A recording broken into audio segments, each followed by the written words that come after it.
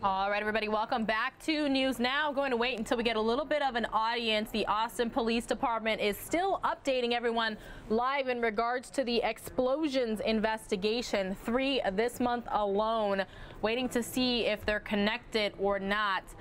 But in the meantime, I recorded from the beginning, so that way you all don't miss a thing. But again, just waiting for some more viewers, and then I'll start playing for that for you here on News Now.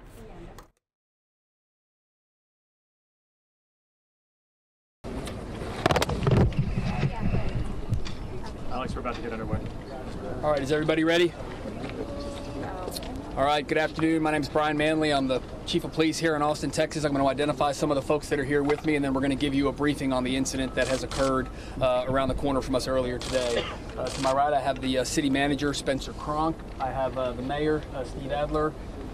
John Scata is the Assistant Resident Agent in charge for the FBI, and I have Frank Ortega, who's the Assistant Special Agent in charge for the ATF, and then Ray Ariano, the Assistant City Manager, along with members of APD's executive and command staff. Austin Police received a call today at 11:50 a.m. Our call came to the 6700 block of Galindo, and we received multiple calls regarding an explosion that had taken place at a residence in the 6700 block. A few of those calls indicated that there was a victim that had been injured in this explosion. We had multiple units respond from both the police department, the fire department, and EMS that responded immediately to the scene and started providing care to the patient that was injured in this explosive blast. As you all know, we were already on the scene of an explosion that occurred earlier today at a location up north, so many of the other resources left the scene of that incident to come down here. What we know has happened on this incident, similar to the other 2 incidents, the one both from this morning and the one that occurred back on March 2nd, is that the victim in this incident came outside of her residence and found a package out front, and she picked up that package, and at that point the explosion, the box detonated at that point. She was significantly injured in that explosion. She is a 75-year-old Hispanic female. She was transported to the hospital by Emergency Medical Services and is currently listed in critical but stable condition, and her injuries are considered life-threatening at this time. So we, again, are praying and thinking of her and hoping for a recovery from this incident. This, again, is the 3rd in what we believe to be related incidents that have occurred over the past 10 days. And similar to what we have said in the earlier instances, we want the community to be aware of what is going on, because, again, based on evidence that we have at this scene, as well as at the other 2 scenes where we've had these explosions, this evidence makes us believe that these incidents are related. We do not have a specific victimology or ideology that we have identified, so assigning a motive to this at this point we're not possible to do that based on the stage that we're at in the investigation. We are not ruling anything out at this point, because when you rule something out, you limit your focus of the investigation and you might miss something. So at this point, we are willing to investigate any avenue that may be involved in behind these attacks, and we are imploring the community, if you know anything about these attacks, it is imperative that you come forward and that you let us know. We are having innocent people getting hurt across this community, and it is important that we come together as a community and solve this. We have the continued support and partnership with all of our federal agencies. The Alcohol, Tobacco, Firearms, Explosives Division is here, along with the FBI, the United States Postal Service, and many other agencies are working with us. We currently have the evidence response team from FBI San Antonio in Austin. They now have their Dallas team coming here to assist us as well. And the ATF is bringing in their national response team to Austin in addition to help support us as we go through this investigation. We are putting together a task force that will work jointly until we conclude this investigation and we arrest the person or persons responsible, and we will leave no stone unturned because we are not going to allow this to go on in our city. That being said, this will be a lengthy investigation, putting all of this evidence together as we work towards a conclusion.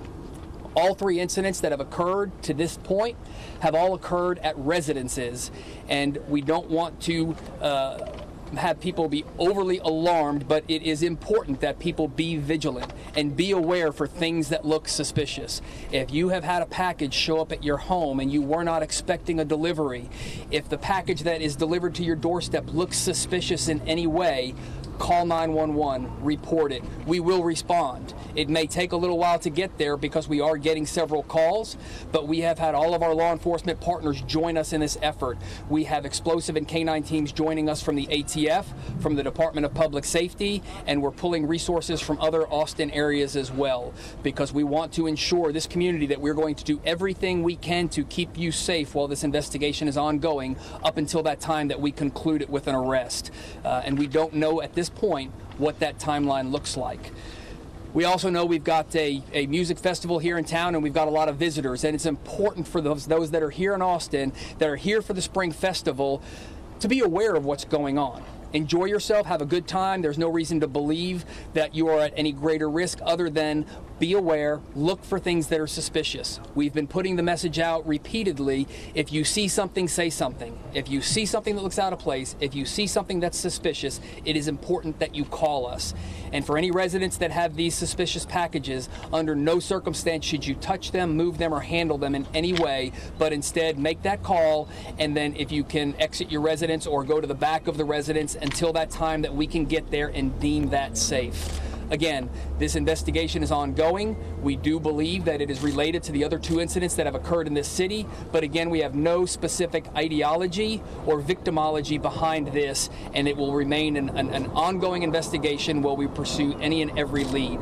So with that, I will open it up for questions. However, remind you again that we are in the preliminary stages, so there is not a lot of information that we can either put out or that we will put out to protect the integrity of this investigation. Is there any reason that you think that these victims are targeted, especially when this third individual? Was she the intended victim? We do not know yet whether the victims are the intended targets on these cases. Again, they're being left at homes where there are either multiple residents, or it might even be left at the wrong address. So that's part of the investigation that's going on now, and that's what we're trying to identify, is what is the victimology and what might be in common amongst these victims. Is there any devices that are similar to any evidence that is similar to the devices that have been exploding in the package wrappings?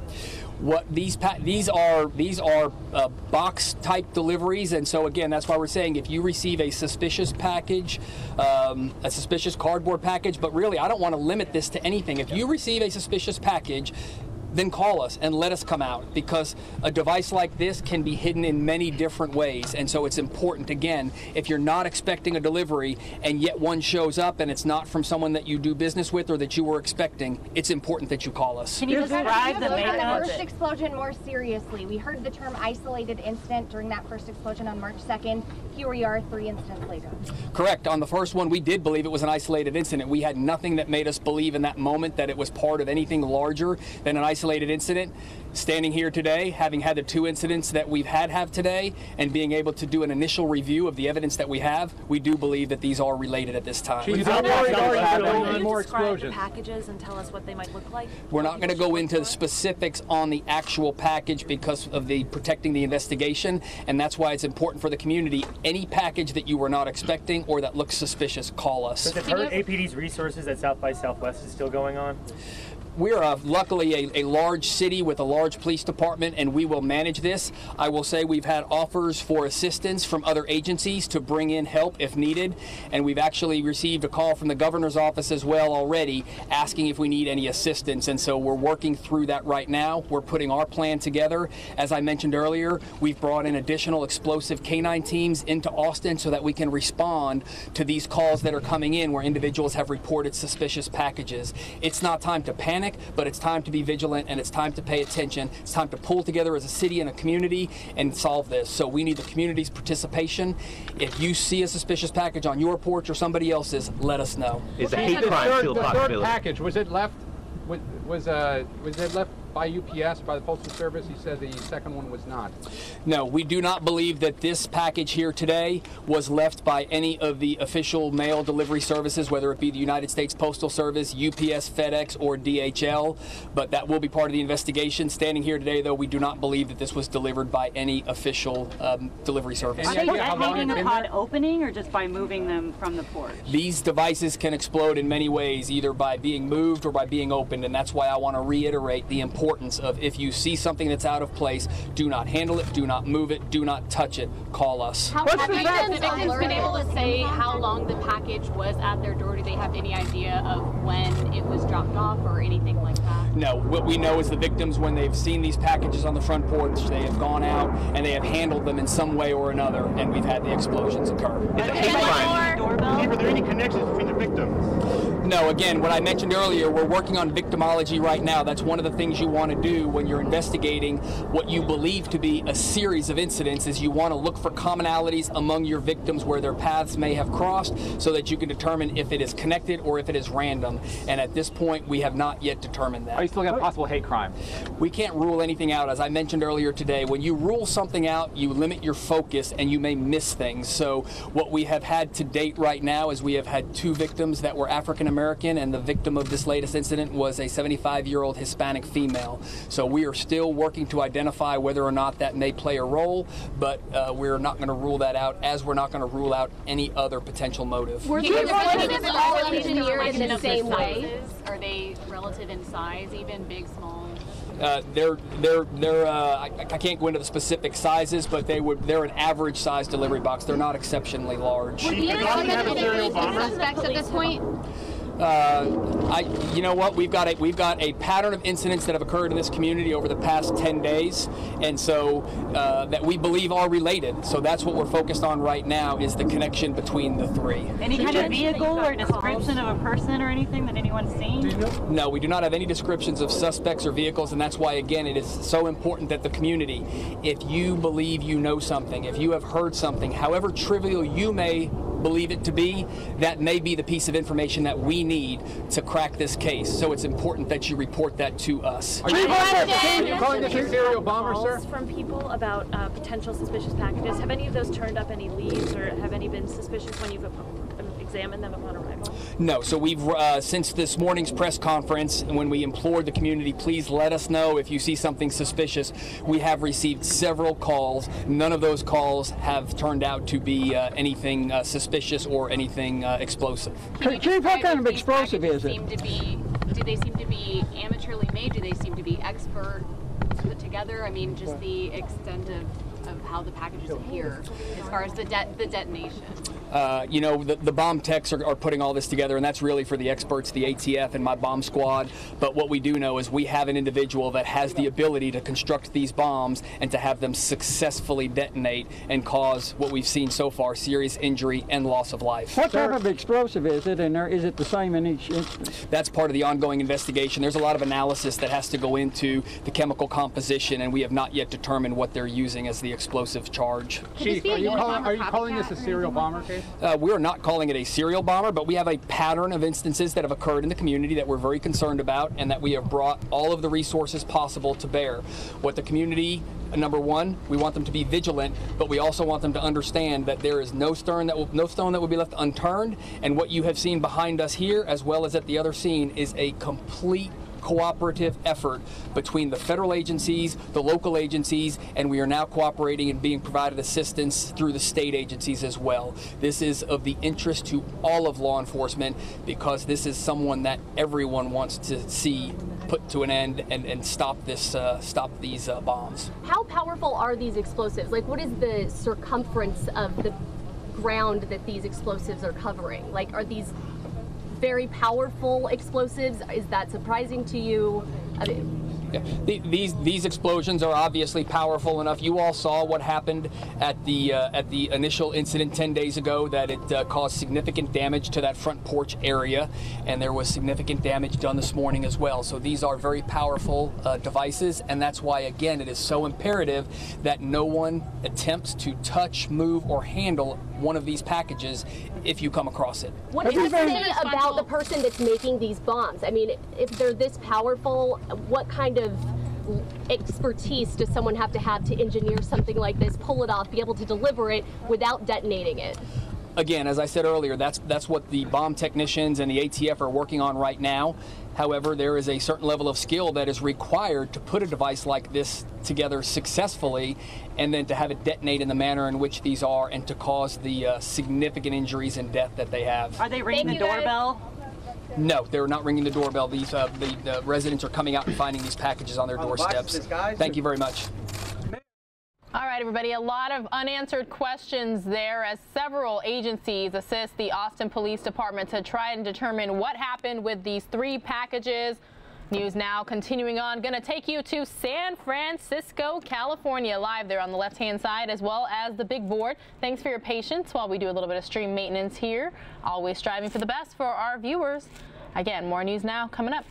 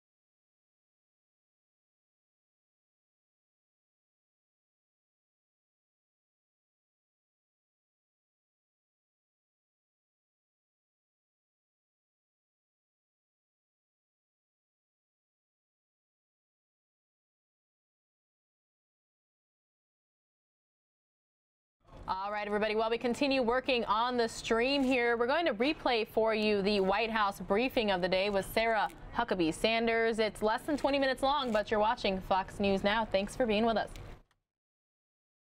At the end of the day.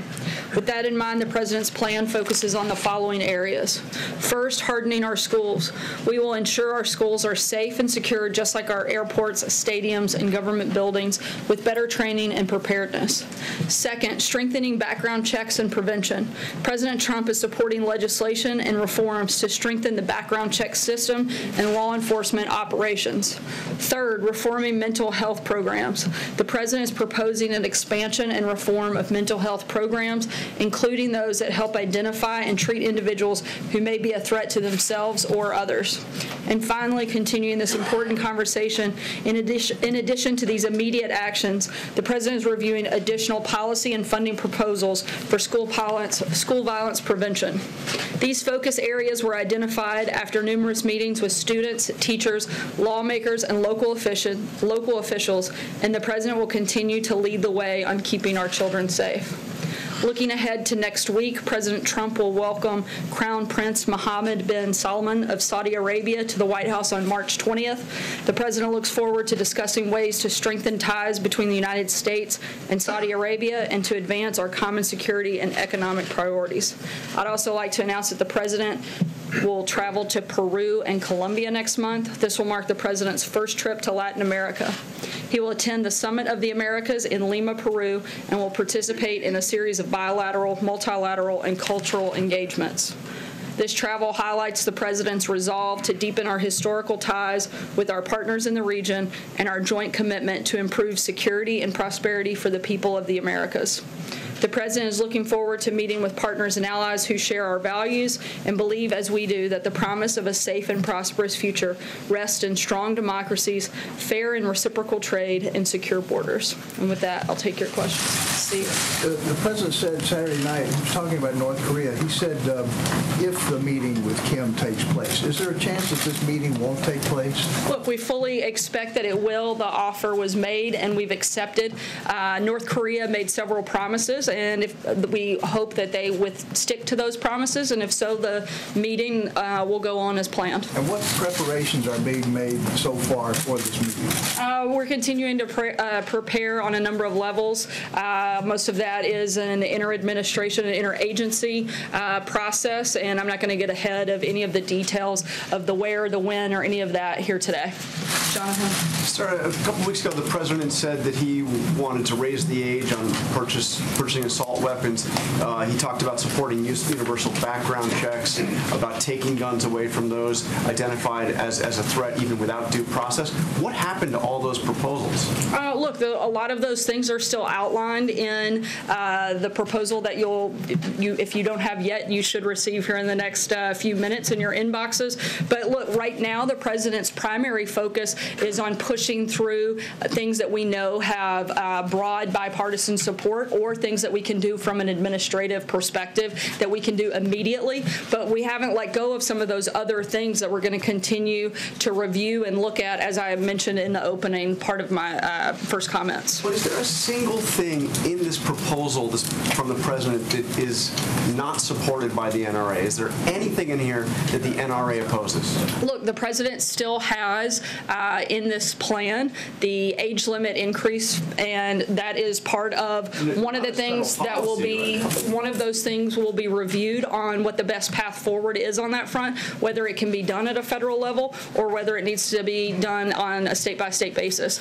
But the President, as you know, doesn't have the ability to just create federal law, and he would need a number of other individuals to come together to help make that happen. So what he is pushing forward are things that can immediately be accomplished either through the administration or that have broad-based bipartisan support in Congress. But that doesn't mean that he has wiped away some of those other things that we're still looking at how best we can move forward on. And why did he name this DeVos Commission less than 24 hours after ridiculing the idea of blue ribbon commissions? He said all they do is talk and talk talk, and 2 hours later they're ready to report. And they're on this issue, a commission's okay? Why? Look, the president doesn't just have one piece of this plan. There are a number of things that he is pushing forward that are very tangible, both through support of specific pieces of legislation that we expect to move forward, as well as administrative action like getting rid of the bump stocks that the president has been very vocal about and is going to continue to push for. Phil? Yeah, Sarah, picking up where John left off regarding the National Rifle Association, at that February 28th meeting with lawmakers, President Trump sort of made an example of Republican senators who were afraid of crossing the NRA, and he said, quote, "Some of you are petrified of the NRA, you can't be petrified." But based on the plan last night, it seems like President Trump was the one petrified of the NRA because he backed away from some of the ideas that he had brought into the discussion, and I'm asking why he chickened out, why he didn't go forward with what he had proposed. Look, he hasn't backed away from these things at all. As I just said, they're still outlined in the plan. All right, everybody, a lot of you know that this is a replay. We're going to be taking you live to an NTSB news conference regarding the helicopter crash in New York City yesterday. That's just moments away here on Fox News Now.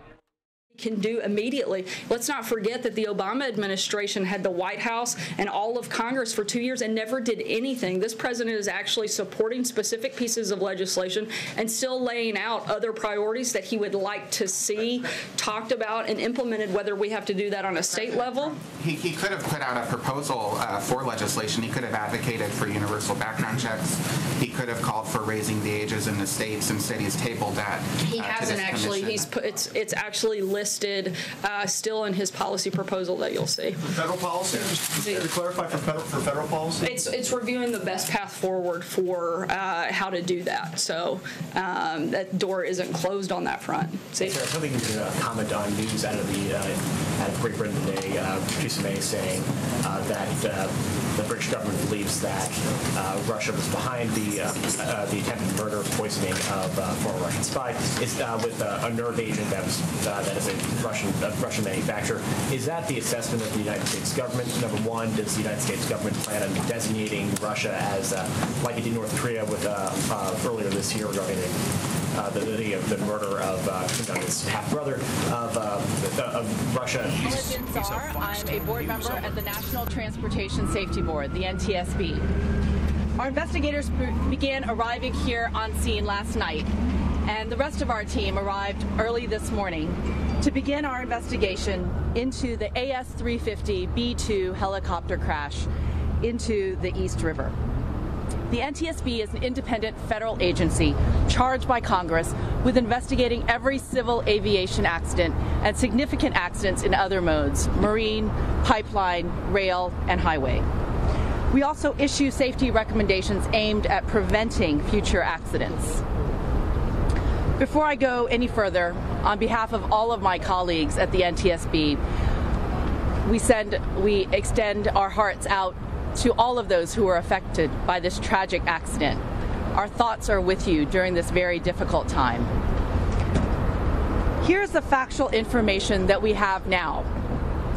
The AS-350B2 helicopter was manufactured in 2013 and registered to the Meridian Consulting Corporation of Kearney, New Jersey. It is powered by a single Safran turboshaft engine. There were 6 people aboard the helicopter, a pilot and 5 passengers, who were on a private photo flight. Shortly before the crash, the pilot radioed ATC, air traffic control, declaring an emergency due to engine failure. The crash occurred at 7:08 p.m. Eastern Daylight Time, and video captured an auto rotation into the East River. Last night, officials tied off the helicopter off the 23rd Street Seaplane Pier, still upside down. As you may have witnessed earlier this afternoon, officials from local and federal governments recovered the helicopter from the river using divers and a barge. The helicopter is being taken to a secure location where we will be able to examine it carefully. Since this was a photo flight, we will be working with the NYPD to recover any cameras or personal electronic devices from the aircraft that might paint an accurate digital portrait of the last moments of this flight. And before I continue, I want to sincerely thank all the first responders, the local and federal officials who have been involved in the recovery and who have been supporting our investigation. We couldn't do our work without their invaluable help. The NTSB will analyze the facts, determine the probable cause of the accident, and we will issue a report of those determinations. The investigator in charge of this accident is Mr. Todd Gunther. Mr. Gunther is a senior aviation investigator with nearly 30 years of accident investigation experience. He is leading a multidisciplinary team of experts. The NTSB team will be examining the following areas: air traffic control, operations, airworthiness, survival factors, power plants, and weather. In addition to our investigators, we also have specialists from our Office of Transportation Disaster Assistance here to assist victims and their families. We have also held an organizational meeting and established parties to our investigation. The parties are the Federal Aviation Administration, Airbus, and Safran Engines. They will provide technical expertise to the investigative process. In addition, assisting us are the NYPD, FDNY, Office of Emergency Management, the Office of the Chief Medical Examiner, the U.S. Coast Guard, and the U.S. Army Corps of Engineers, and we appreciate their help. Tomorrow will be our first full day on the scene. Our investigative team will be on scene for about 5 to 7 days. Our mission is to understand not just what happened, but why it happened, so we can prevent it from happening again. We will not be determining the probable cause while we are here on scene, nor will we speculate about what may have caused this accident. And since we're just beginning our investigation, we don't have a great deal of information to report yet, but we will keep you informed by providing regular updates as we find out more. And if the public has relevant information for the investigation, you can email us at eyewitnessreport@ntsb.gov. And for the latest information on media briefings, you can follow us on Twitter and our website. And Twitter is @NTSB_newsroom, and the website is ntsb.gov. Now, I'd be happy to take a few questions. To ask a question, please raise your hand, and when I identify you, please state your name and your affiliate. Yes. Adam Reese, NBC News. Can you confirm the helicopter did not have doors? And if so, as a safety official, what are your thoughts on what's becoming a trend, apparently, helicopters going up on these photo tours so people can take pictures so they can show them off on Instagram? The question is about whether the helicopter had doors and in general about these types of photo shoots. And what we do know is this type of helicopter, it was legal to have the doors open. We don't know exactly what the situation was, but that's what we're going to look at now that the helicopter has been pulled up out of the river. We're going to inspect all that and see what is going on and what actually was happening at the moment, which is why things like video and other information that the public may have is so important for us. Yes. Vice Chair, 2 questions. One is about the harnesses. Some who were in a sister helicopter talked about how difficult it is to get out of the harnesses in general. And secondarily, can you talk about the floats? I mean, this is something that has to be maintained just like an engine or anything else. If both floats had operated correctly, which the pilot said they did not, if both floats had operated properly, would we have had this tragedy? So this is a two-part question. I'll answer the latter one first about the floats, about whether they were operating correctly and whether, if they were operating correctly, if this would have happened. The floats did inflate, as you may have seen from the helicopter being pulled up. What we're going to look at is how they inflated, if there were any problems with them. When floats do inflate, there are times when the helicopter will still not necessarily stay afloat. So we're going to look into that. And as I said before, it's because we've just recovered the helicopter from the river. And I'm sorry, David, what was the second? What are the regulations? Is that something that will be part of your investigation? Somebody who flew in a sister helicopter last night said it was not easy to get out of, when they're on the ground, to get out of their harnesses.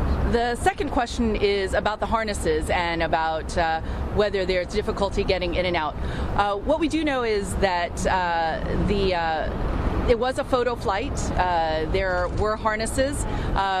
We will be looking at other sister helicopters. We'll be looking at this helicopter to see whether the harnesses were functioning and whether the passengers were using them. So all of that will go into effect. And let me just make sure that our IIC, our investigator in charge, doesn't have anything to add to that. Yeah, in regards to the harnesses, we have heard information that's come forward from a number of individuals regarding the harness system in this particular helicopter and then also in sister helicopters. And we've heard information about that some people have been discussing that. That's something we'll be looking into. We have brought with us our survival factors group, which consists of survival factor specialists that are trained in the examination and analysis of restraint systems. So that will be part of the investigation. Thank you, Mr. Gunther. Yes. Hi, Alison Fox, New York and Newsday. I'm wondering, can you talk about anything that the pilot has said to you this far? And then also, was it possible that the harnesses actually got tangled in the emergency fuel shutoff switch, and that could have potentially led to problems? So two questions. One is whether we know anything about the harnesses. And again, it's too early to know.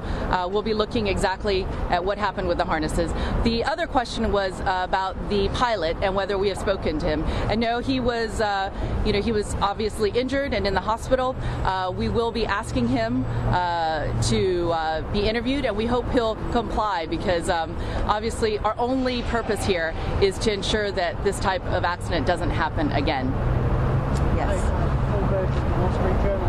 Can you tell us where the helicopter took off from and how long it was in the air before it crashed? And also, any details about the pilot, for example, is how much plane experienced? The question is, do we have any information about the pilot and about where the flight took off?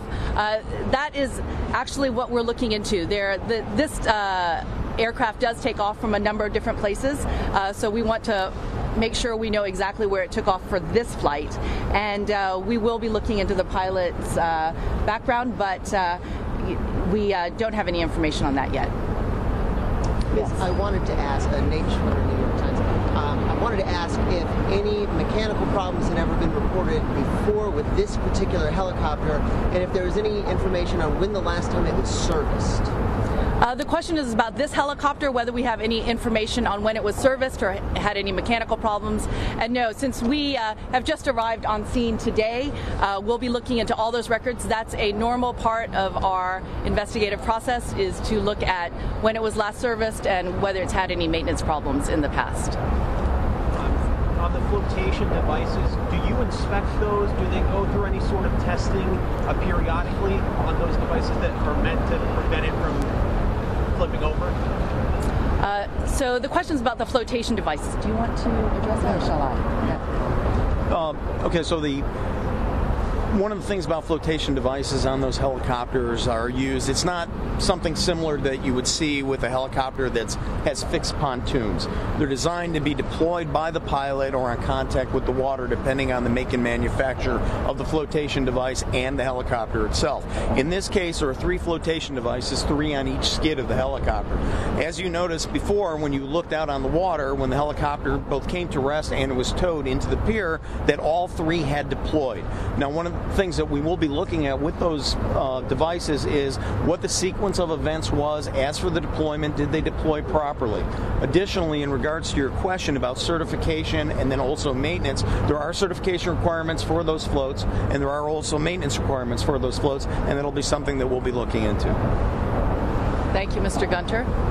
Yes. Hi, I'm Jeff Klotzwein. Two questions. The first is, in your vast experience covering this, have you ever seen an emergency full switch trip? Is there a cover on it that would have prevented it? And in your experience, have you seen it before? And then the second question is, does your agency have the power to ask this helicopter operator or to order them not to operate until you finish some of your findings? The question is, do we have the authority to ask this operator to stop working or stop operating until we have findings? And that is not within the NTSB's purview. It's the purview of the FAA, the Federal Aviation Administration. But what we do here is we will investigate very carefully if there are any safety issues, whether it's particular to this operator or systemic throughout operations. We will issue, if needed, an urgent safety recommendation, and that means that it comes out as soon as it's needed in order to prevent this from happening again. So that will be done if it's needed, if there's a safety issue that we believe is urgent.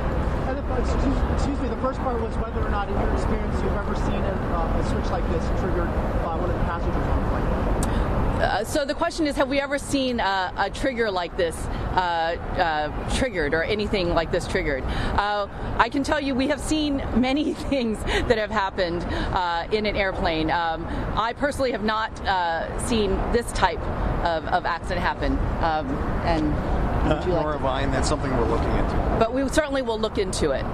Last question? Yes. Hi. Two questions about the emergency engine cutoff is my first one. Do you know, I know you said it's from 2013, but does the chopper have a 1 or 2 stage process from the emergency engine cutoff? In other words, once you do the emergency engine shut off, is there another one that sets in, or is it just that one simple switch? So this is an AS350B2. I'm not sure if that is, do we know that at this point? We don't know that at this point. I'm sorry, we do not know that at this point, but we will be checking that. Okay, and my other question is about the airspace.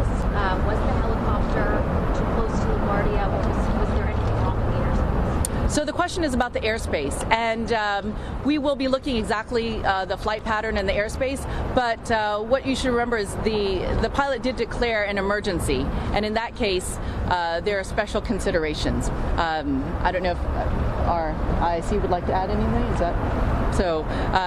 When a pilot has declared an emergency, there are some I suppose less strict requirements. There was talk of potentially the pilot telling investigators that maybe one of the passengers' bag hit a switch. Did you have that communication with the pilot at all? The question is what the pilot has told investigators, and we have not spoken to him yet, and we hope to be able to. And we've always had very good relationships with people we've interviewed, because they know our purpose is simply to prevent these accidents from happening again. Thank you. Thank you very much. Thank you. All right, everybody, they are wrapping things up there. I want to say hello to you all really quickly, and thank you all so much for your patience. Hopefully everything is going well with you all. So again, thanks for being with us. Okay, just about 15 minutes until Mike comes back on set for you all. So in the meantime, I'm going to play a House subcommittee hearing for you all regarding the historic 2017 hurricane season. Feel free to let me know where you're watching from, and if you're a first-time News Now watcher, thanks for being with us. I did want to take a moment to speak directly to our audience. I want to thank the witnesses and also those members of the community who have chosen to be here. I do want to point out this is a formal hearing of the subcommittee and not a town hall meeting. We're here to hear from the witnesses. Though we value what the members of the public have to say, this is a formal hearing. If there's time afterwards, Ms. Plaskett and I will come to the back and visit and listen to anybody's concerns, but we also need to get back to Washington because we have votes tomorrow in the House. So we'd appreciate it if the members of the audience would basically just listen, and if you've got something to say, obviously you can write to us or we'll try to talk to you after. With that, I'll offer my opening statement before we get started. Today, the subcommittee will examine the effects of the historic 2017 hurricane season on the U.S. Virgin Islands. However, before we get started, I do want to thank the ranking member of this subcommittee, Ms. Plaskett, for being such a wonderful host and showing us our beautiful home islands. It's been almost 30 years since I've been here. There have been substantial changes, not just based on time, but obviously based on the devastation of the hurricane. These islands are extremely beautiful, but the effects of the hurricane are clear, and it's painful to see the destruction in this area. I'm especially sympathetic to what the residents of the USVI are enduring because my home city of Corpus Christi, Texas was slammed by Hurricane Harvey as well this year. We faced wind gusts up to 132 miles an hour in nearby Port Aransas, an island community that I grew up in, having had a house there. And I tell you, the devastation that we saw from Harvey, it reached as far as the Houston area based on rains. It was just amazing. According to the National Weather Service, Houston saw an all-time record daily rainfall accumulations on August 26th and 27th. The struggle that residents in Texas and in the Virgin Islands have faced in the aftermath of these storms has been intense. Economic losses based on Harvey are as high as $100 billion, and we're still awaiting numbers from here as we continue to do recovery. I bring up Texas to note that I do have experience with these devastating hurricanes, and I made my trip here particularly interesting, and it's personally important for me to understand the challenges that y'all are facing. Just earlier this week, I was in Port Aransas talking to the mayor about their recovery efforts, and we see some of the same challenges here with housing and debris removal, and there's an extra burden here based on logistics. It takes longer and it's more expensive to get stuff out of here, and the same is true, or get stuff here and get the debris out of here. So it's interesting to see. We're looking always to find ways to improve and reform the federal response to this.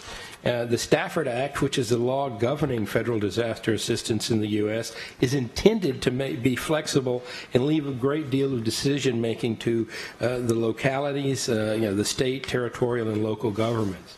In our federalist system of government, this is important because it preserves the sovereignty of the territory, states, and local governments and respects their expertise. However, these locations and localities often need federal assistance when faced with overwhelming disasters, as happened here and back home in Texas. This federal assistance is provided by an alphabet soup of agencies ranging from FEMA, DOD to HHS, SBA. I think it's important that Congress play a role in this as well, in particular this committee. We need to make sure these interactions, especially those between local governments and federal agencies, are working as well as possible. Now, by the very definition of the word, a disaster is disruptive. It causes chaos and upends the order of life that we're used to. And as such, there's always going to be difficulties coordinating the relief and recovery efforts, and geography just adds to some of those challenges. There are always ways we can improve this, and that's certainly the case here in the U.S. Virgin Islands. I hope today we can have a productive discussion about advancing these improvements. And I want to thank the representatives of the federal agencies who've taken time out of their busy schedules to appear today. I want to thank the participants of our panel representing the local perspective, because your voice is vital to understanding what we need to do to fix the disaster relief problem. I want to point out that even though it's just Ms. Plaskett and me here, we'd originally scheduled this meeting in December, but the House schedule changed, and the day we were planning on being here, it got changed, and as a result, some of the other members that were planning to attend were not able to reschedule to come at this date, but both Ms. Plaskett and I felt like it was important that we get this hearing done as soon as possible. This transcript will be made available to the entire subcommittee and committee as a whole. So I'm looking forward to hear what you have to say, and now I'll recognize Ms. Plaskett for her opening statement.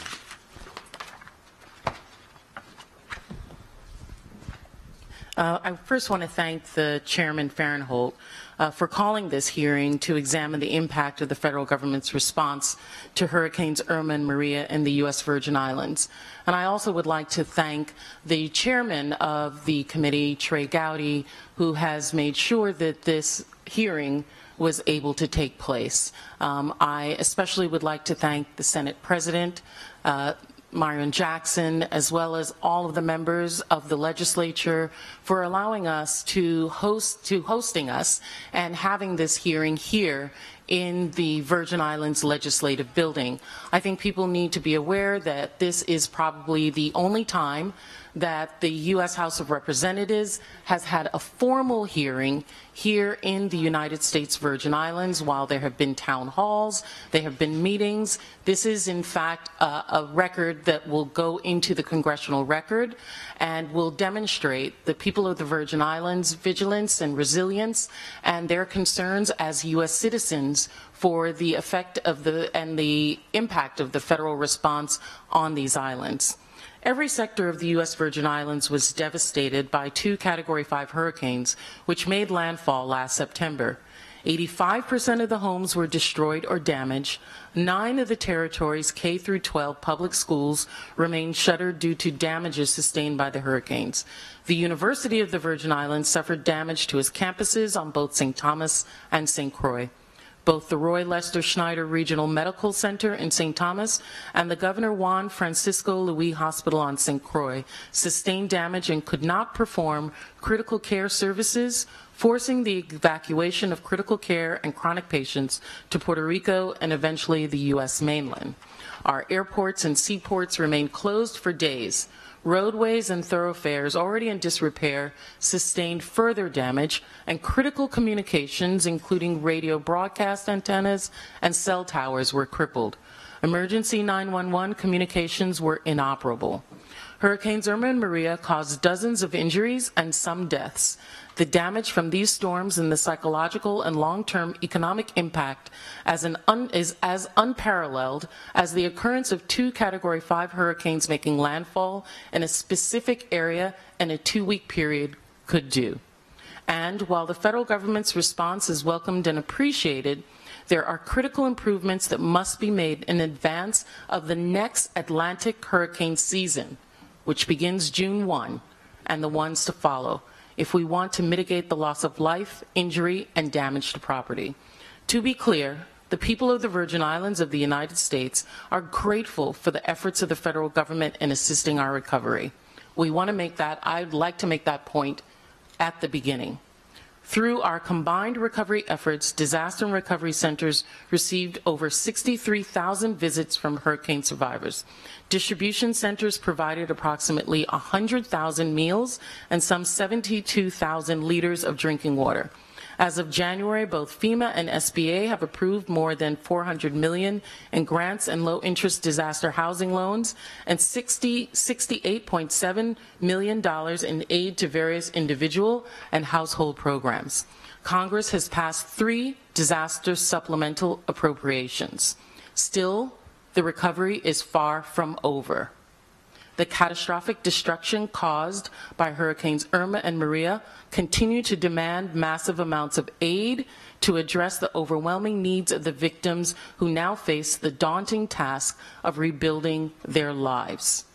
We will hear about the things that went well, but we must also hear about the things that did not go as well and ways that we can improve ourselves.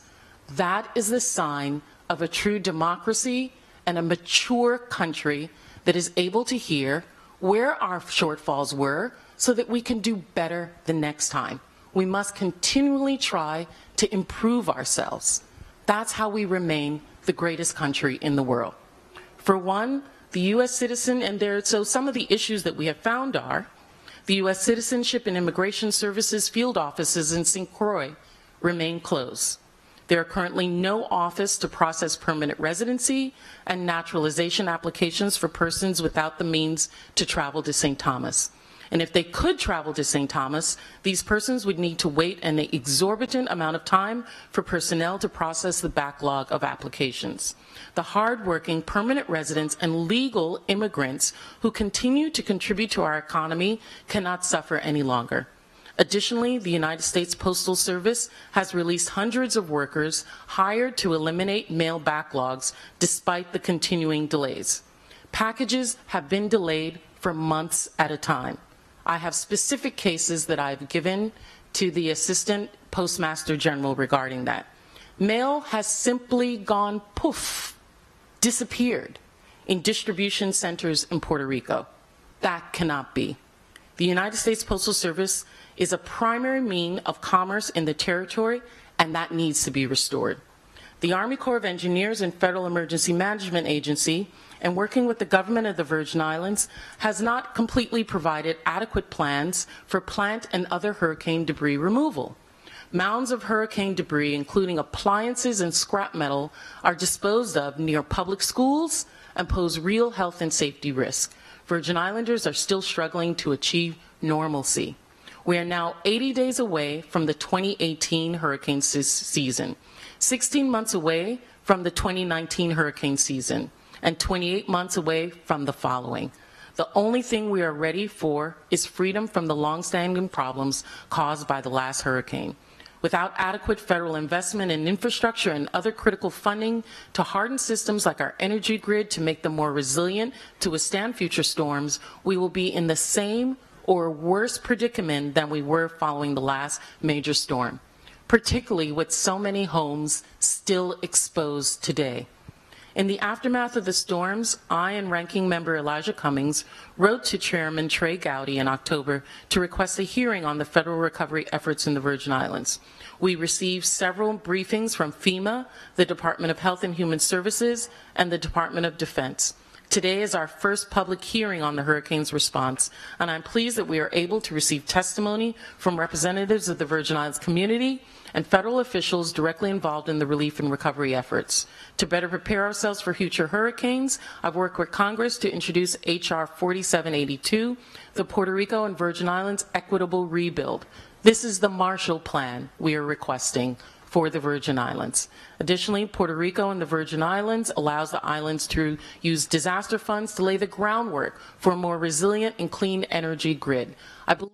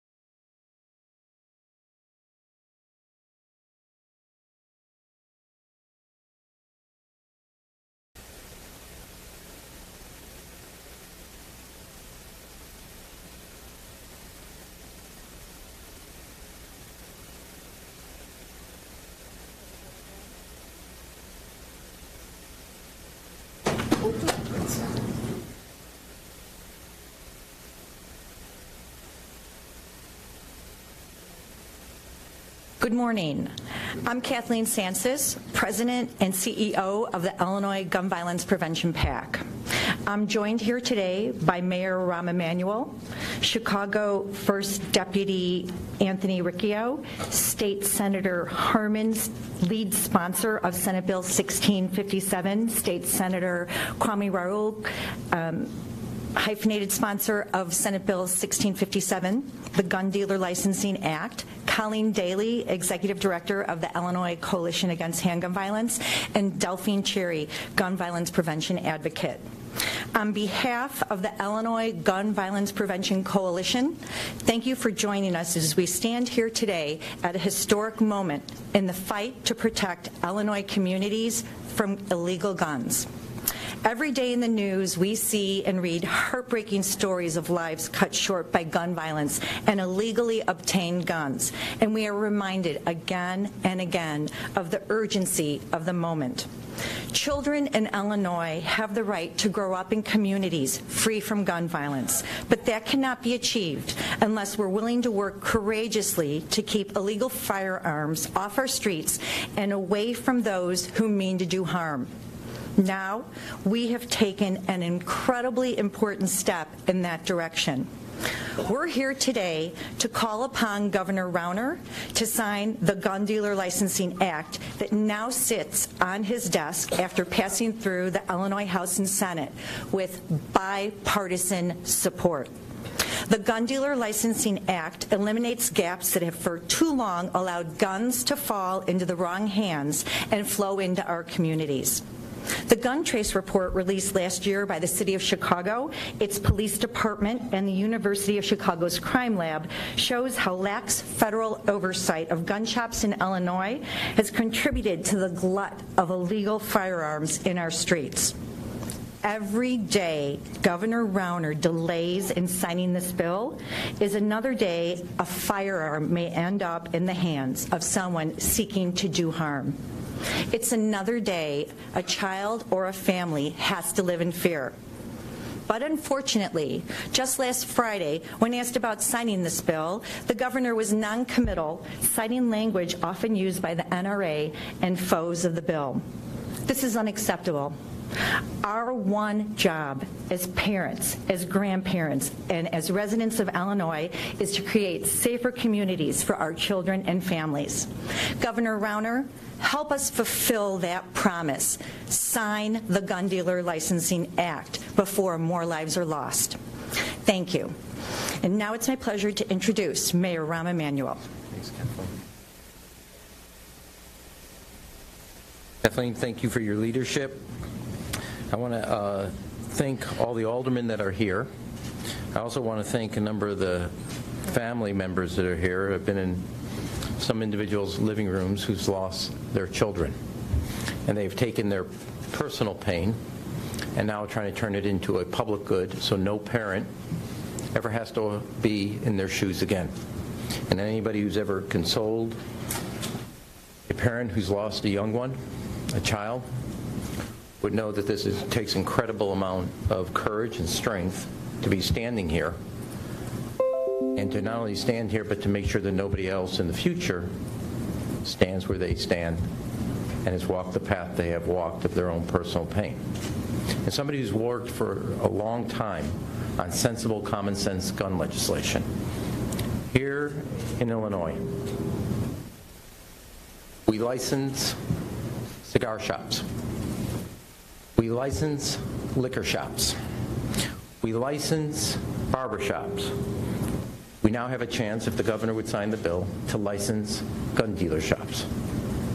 And all eyes are on the governor. You know, Harry S. Truman was famous for a sign that was on his desk. The buck stops here. The legislation is on the governor's desk.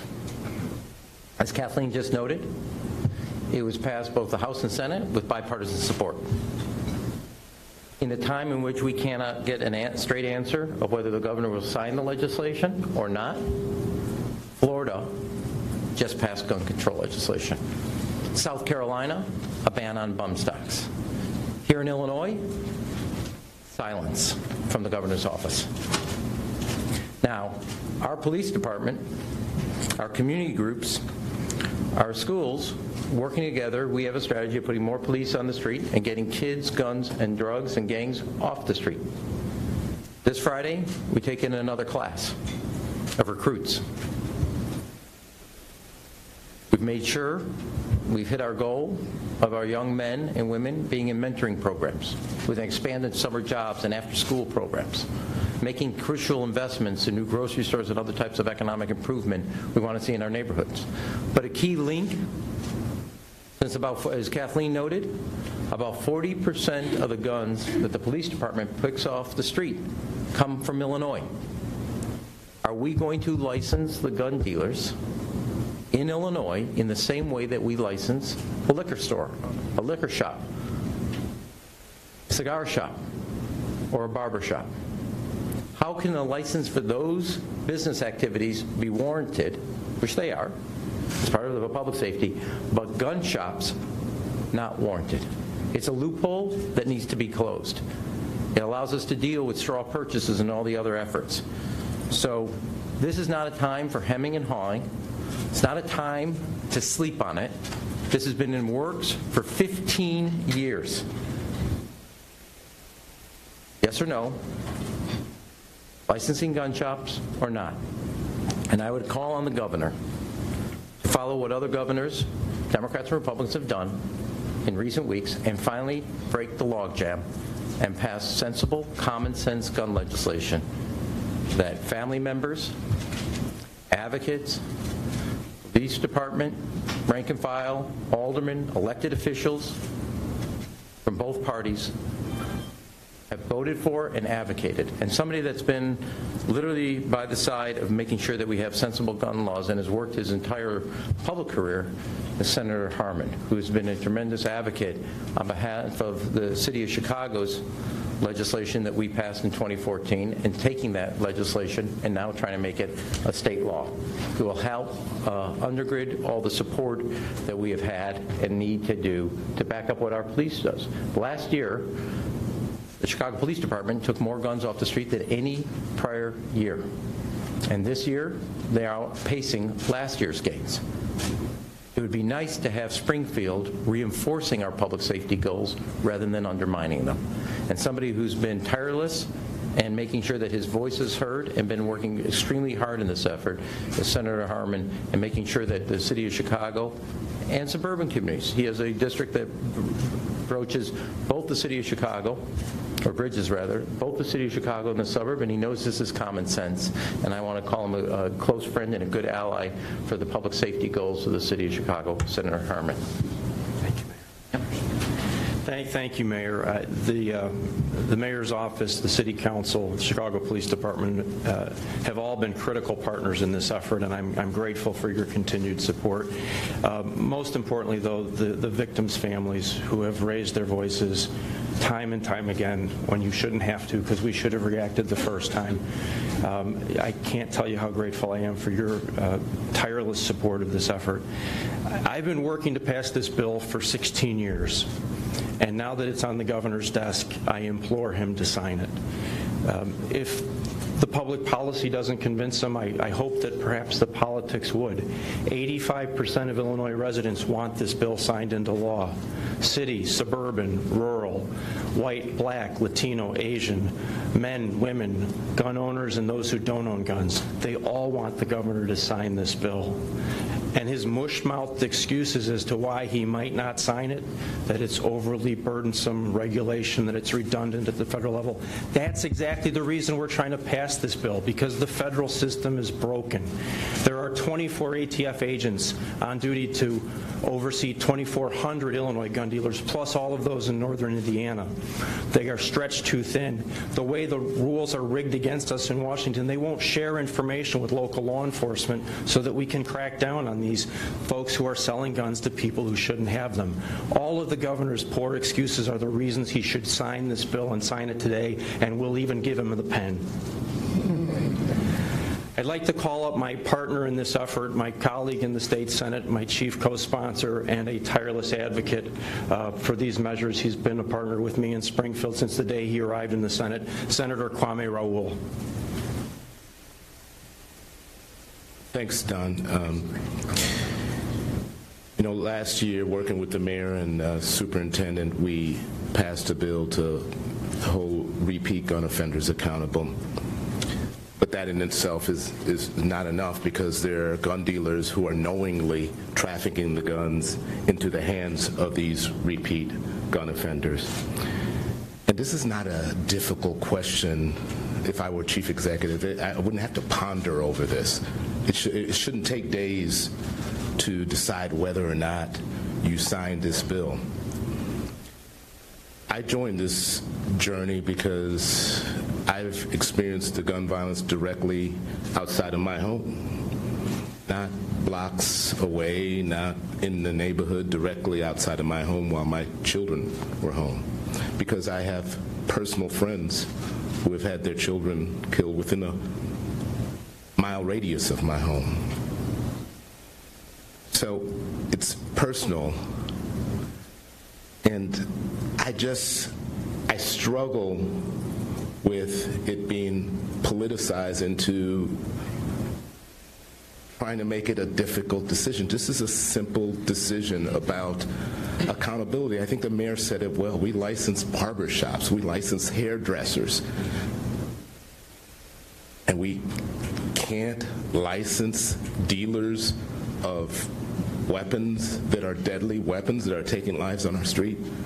Governor, signed the bill. It's an easy bill to make a decision on. Sign the bill. Thank you.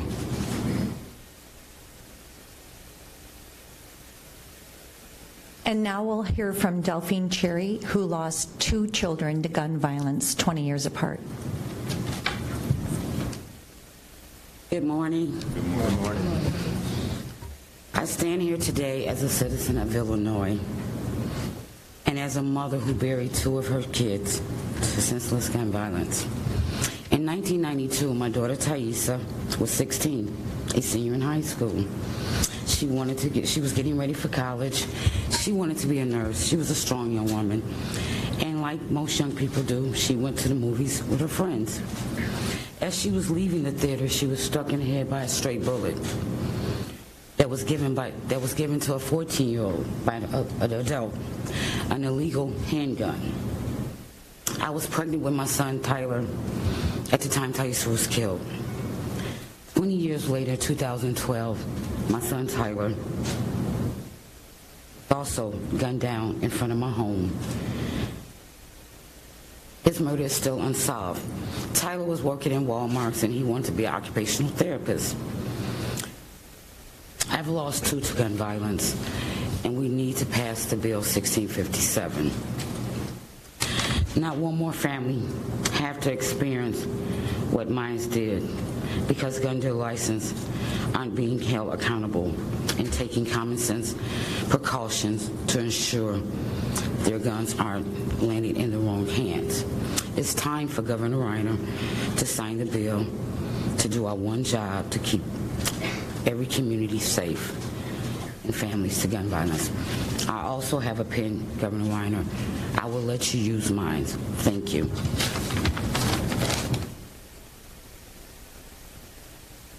Hi, my name is Colleen Daly, and I'm the Executive Director of the Illinois Council Against Handgun Violence. And I'm up here today representing the Illinois Gun Violence Prevention Coalition. We are a coalition of over 130 organizations from across Illinois who are tired of the gun violence and are saying enough is enough.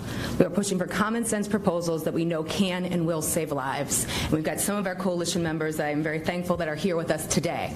The coalition consists of faith communities, mothers, fathers, brothers, sons, daughters, lots of hospitals, doctors, and at the end of the day, unfortunately, countless numbers of victims. And what we know is this is a common sense measure that will save lives. We came together 3 years ago. Now, Senator Harman said he's been working on this 16 years, but as a coalition, we came together 3 years ago and said this is what we're going to focus our efforts on as a coalition. This is not a new thing. This is not a reaction. This is legislation based on facts that we have. The City of Chicago did an amazing report, which you've heard quoted a couple times today. This is legislation that can and will save lives. So today we're calling on the governor to sign the bill. And as you've heard, we'll even give him a pen. We're working with victims across the state who will be writing their stories, putting it down on paper, and sending the governor a pen. Governor Rauner, please sign this bill. Senator Harman said it, and I feel it bears repeating. 85% of Illinois voters, that's Democrats, Republicans, gun owners, and non-gun owners, support this measure. It's common sense, and it will save lives. Governor Rauner, please sign this bill. Yeah. This is your Andy Warhol. Wow. Thank you all for being patient. Good morning. Good morning. So I'd like to thank Mayor Emanuel, Senator Harman, the Illinois Gun Violence Prevention PAC, the Illinois Coalition Against Handgun Violence, and those here who have been scarred by gun violence for having the courage to speak out and call on the governor to sign the gun dealer licensing bill. As a Chicago police officer, I've seen guns tear apart families and cut lives far too short for 30 years. I've had to break the news to too many parents, spouses, and children that their loved ones won't be coming home because someone pulled the trigger of an illegal handgun. Last month, I had the difficult role of delivering that same news to Commander Bauer's family when he was murdered by a repeat offender. In fact, I was just at the arraignment of his murderer, and I hope that he never, ever, ever sees the light of day. But it's important that we do whatever we can as a society to make sure that we prevent additional families from losing a loved one and having less children lose a parent because a criminal was able to get their hands on a gun that once sat on the shelf ready for purchase by a legal gun owner. That's why today I'm proud to lend my voice to this group and calling on Governor Rauner to sign this common sense bill, which will serve to put measures in place that will reduce the likelihood of straw gun purchases and making sure that gun dealers are doing their part to reduce the number of illegally obtained firearms in neighborhoods all across Illinois, not just the city of Chicago. Public servants, whether it's police officers, a teacher, firefighter, or an elected official, have a duty to make their communities safer. The gun dealer licensing bill will make our state better and safer. It won't bring back our loved ones or Commander Bauer, but it's the least we can do to show their families that we remember them and are fighting for their memories and legacies. Governor Rauner, please sign this bill. Before I go take questions, I do want to thank Alderman Curtis, Alderman Lopez, Cochran, Alderman Folks, Alderman Thompson, Alderman Solis, and my Rabbi, B. Herbert Martin, for being here also. With that, Dana?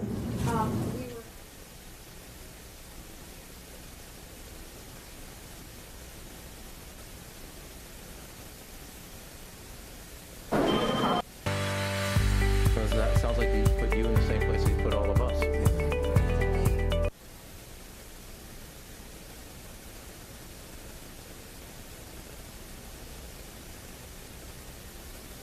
Well, that's a question for him to answer, but let me say it this way. I know that the governor has a primary election. This is a Fox 10 News Alert. Yeah, all right, folks, we are now live with you on the news now, taking you out to Plant City, Florida. There are reports of a workplace shooting right now. You're taking live aerials right here in Plant City, Florida. You are watching News Now. Try to get you some details in just a little bit.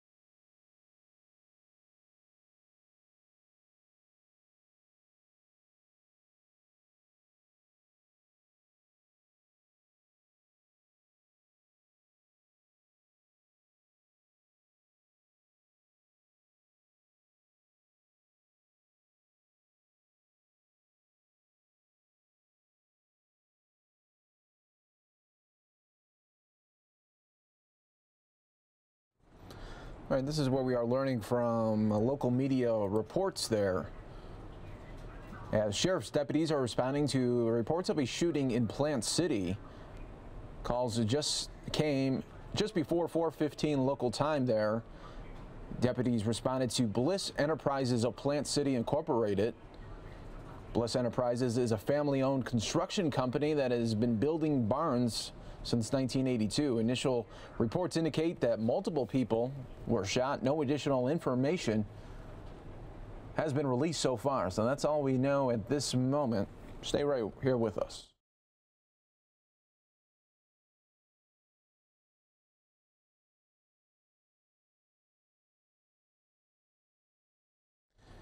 Thanks to all our viewers right now on Fox 10 Phoenix Facebook Live. We have live aerials in Plant City, Florida. There are reports here of shots being fired inside a business. This is a construction business. It's been family owned since 1982. And the local media reports indicate that multiple people have been shot, but nothing right now has been confirmed by police. You do see police and other first responders there on the scene.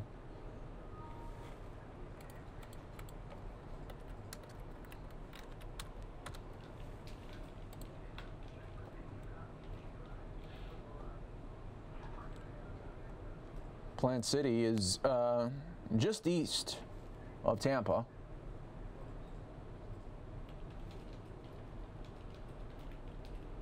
So you can see they're interviewing somebody right there. We'll continue to try to get the very latest here for you right here on News Now. Welcome. Let us know where you are watching from. And we'll see. You know, usually when we have these types of stories, it's always some kind of domestic situation. No word yet on any confirmation of these shots being fired or if anybody was injured or killed.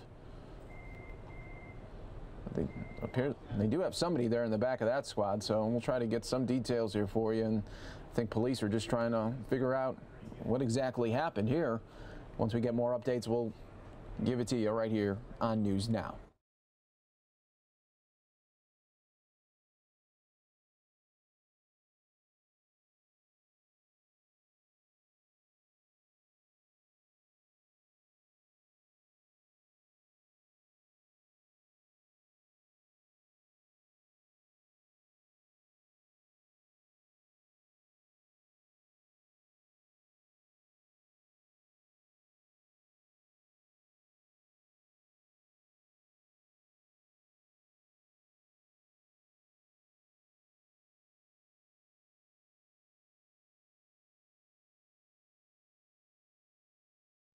You don't know if this was a disgruntled employee. You don't know if this was a customer that came in, somebody. But we're just trying to still get some confirmation here. Initial reports there was shots fired inside this construction business there in Plant City, Florida, just east of Tampa. The Hillsborough County Sheriff's deputies responding to the scene right now. And this is the Bliss Enterprises of Plant City construction company. It's a company that has been building barns since 1982.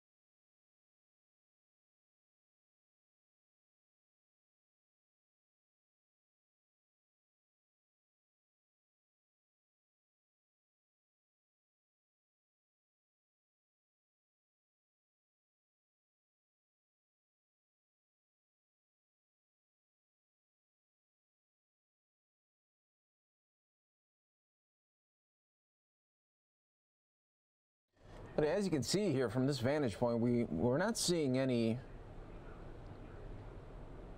ambulance trucks or anything, so it doesn't appear right now if anybody got hurt, or if they did, maybe it's on the other side that we can't see right now. But right now only a couple of squad cars, so it doesn't appear. I mean, you see all the yellow tape there, so obviously something happened. There must have been some sort of shots being fired here, but unclear if anybody was hurt or hit.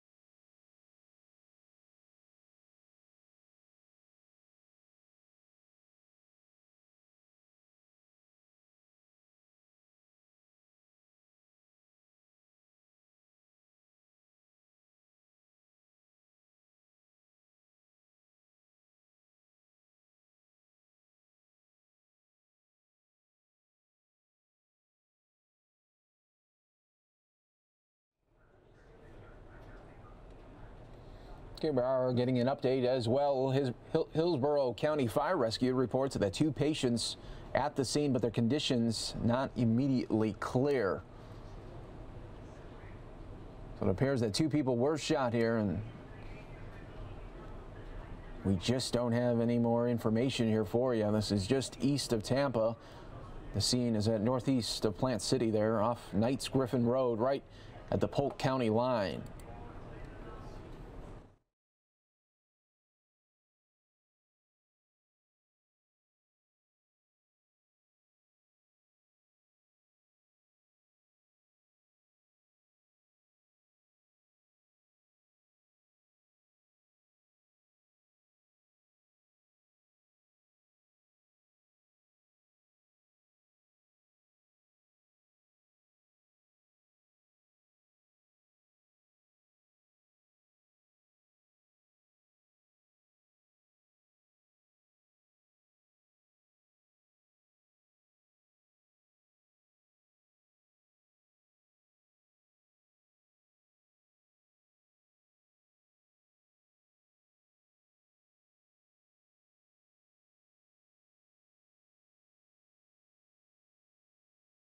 Thanks so much to all our viewers watching worldwide here with us on Fox 10 Phoenix Facebook Live and fox10phoenix.com. We are learning that 2 people shot inside this construction business in Plant City, Florida.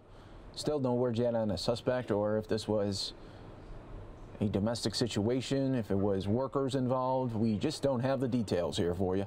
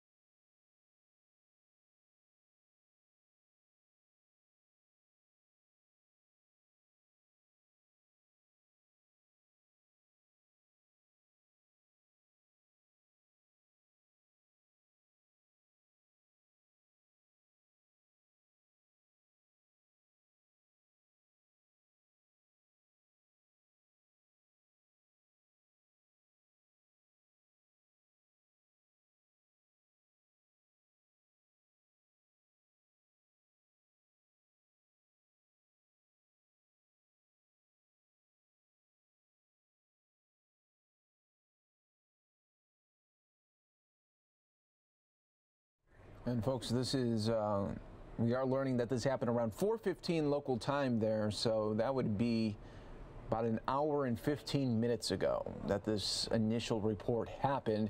We're continuing to follow this live aerials for you on News Now in Plant City, Florida, just east of Tampa Bay. You are watching News Now.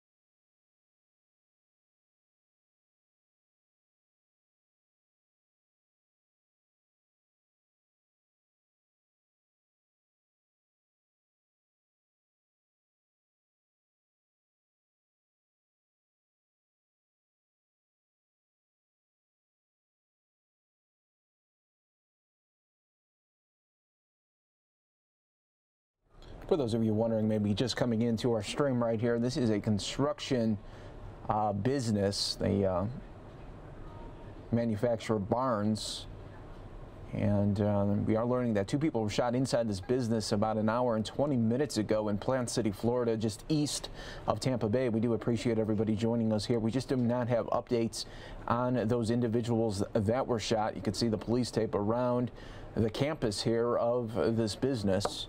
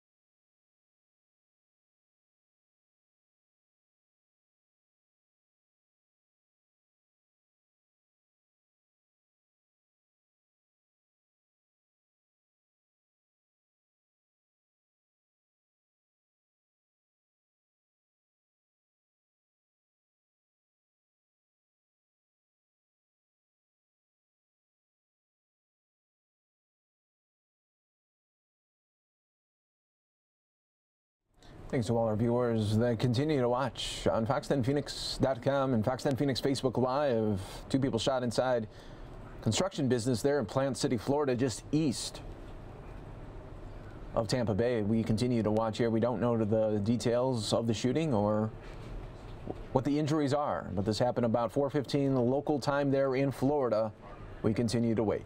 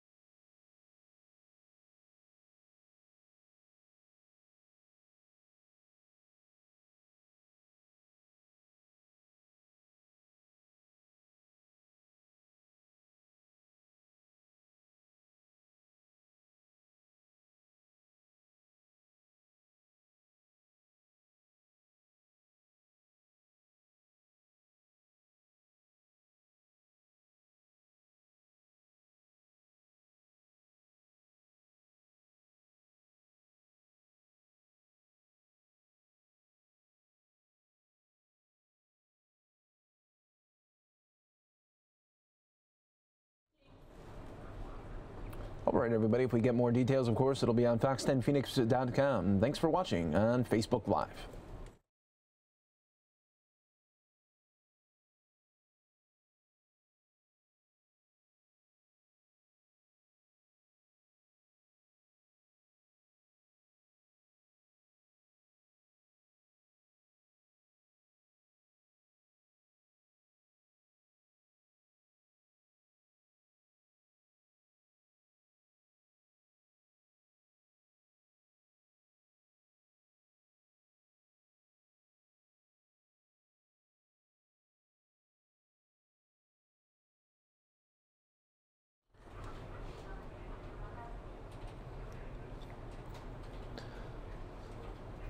All right, everybody, moving on here on the news now. We're going to take you now to a hearing that happened a little bit earlier today, and this was examining the hurricane season in 2017. As we know, it was a very deadly and very costly hurricane season on the impact on the U.S. and Virgin Islands. NTSB deputy needs your help finding this murder suspect. Deputies are looking for Jack Ryan.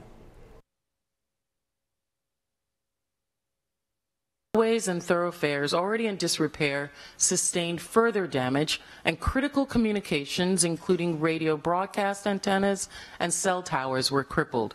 Emergency 911 communications were inoperable. Hurricanes Irma and Maria caused dozens of injuries and some deaths. The damage from these storms and the psychological and long-term economic impact is as unparalleled as the occurrence of 2 Category 5 hurricanes making landfall in a specific area in a 2-week period could do. And while the federal government's response is welcomed and appreciated, there are critical improvements that must be made in advance of the next Atlantic hurricane season, which begins June 1, and the ones to follow, if we want to mitigate the loss of life, injury, and damage to property. To be clear, the people of the Virgin Islands of the United States are grateful for the efforts of the federal government in assisting our recovery. We want to make that, I'd like to make that point at the beginning. Through our combined recovery efforts, disaster and recovery centers received over 63,000 visits from hurricane survivors. Distribution centers provided approximately 100,000 meals and some 72,000 liters of drinking water. As of January, both FEMA and SBA have approved more than $400 million in grants and low-interest disaster housing loans and $68.7 million in aid to various individual and household programs. Congress has passed 3 disaster supplemental appropriations. Still, the recovery is far from over. The catastrophic destruction caused by Hurricanes Irma and Maria continue to demand massive amounts of aid to address the overwhelming needs of the victims who now face the daunting task of rebuilding their lives. We will hear about the things that went well, but we must also hear about the things that did not go as well and ways that we can improve ourselves.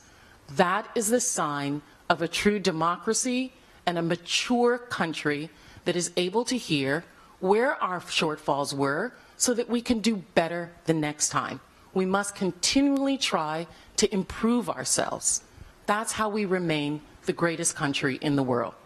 For one, the U.S. citizen, and so some of the issues that we have found are the U.S. Citizenship and Immigration Services field offices in St. Croix remain closed. There are currently no office to process permanent residency and naturalization applications for persons without the means to travel to St. Thomas.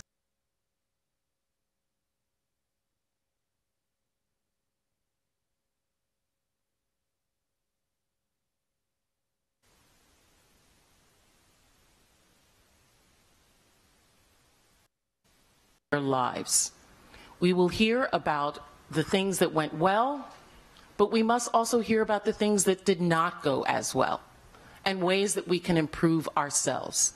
That is the sign of a true democracy and a mature country that is able to hear where our shortfalls were so that we can do better the next time. We must continually try to improve ourselves. That's how we remain the greatest country in the world.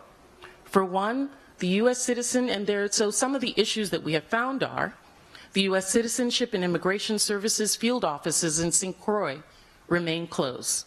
There are currently no office to process permanent residency and naturalization applications for persons without the means to travel to St. Thomas. And if they could travel to St. Thomas, these persons would need to wait an exorbitant amount of time for personnel to process the backlog of applications. The hardworking permanent residents and legal immigrants who continue to contribute to our economy cannot suffer any longer. Additionally, the United States Postal Service has released hundreds of workers hired to eliminate mail backlogs despite the continuing delays. Packages have been delayed for months at a time.